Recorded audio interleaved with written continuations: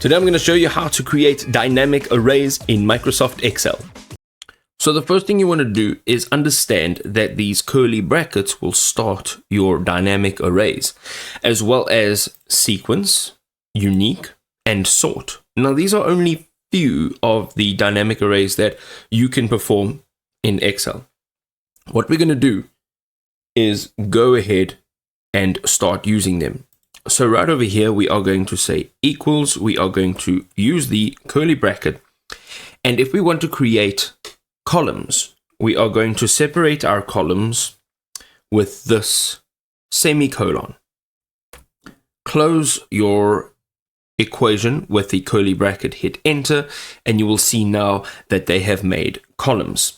We're going to move on and we are going to start the equation again. So let's say equals, open curly brackets, and 1.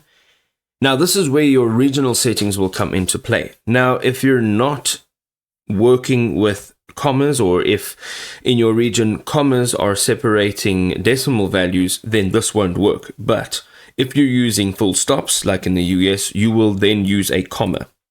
Now, what I would like to do is make 3 rows. Now, if I hit enter, you'll see that it says we found a typo, and this is not what I want. What I want is 3 rows. So what we're going to do here is we're going to correct this, and instead of using the comma, we're going to use the backslash, and this is what it'll look like. So hit enter, you'll see now this is in row format. Now you can mix this up. If you use equals, open your curly brackets, you use 1, you use the semicolon, 2, you use the backslash, and then you use 3, it's going to be semicolon, and 4, we are going to close our brackets, and this is what it may look like. You will get a mix of rows over here. Okay, again, those regional settings, they are going to make a huge difference. So the next way we can do this is in sequences. Okay, so if we just remove this, if we are opening a sequence, we're going to go equals and we're going to go type in sequence.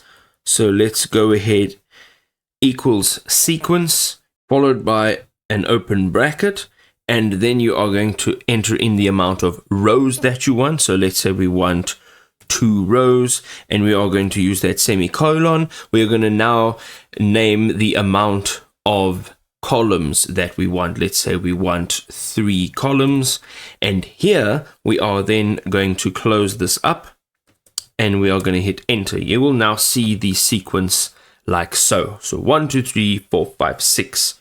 The next one we're going to use is unique. So let's open that equal sign, and we are going to type in unique. And you are going to then follow it by an open bracket, and we are going to choose the data that we want.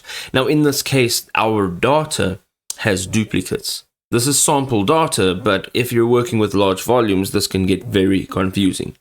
We're going to close that bracket, hit enter, and what it's done is it's taken out all the duplicates from this list.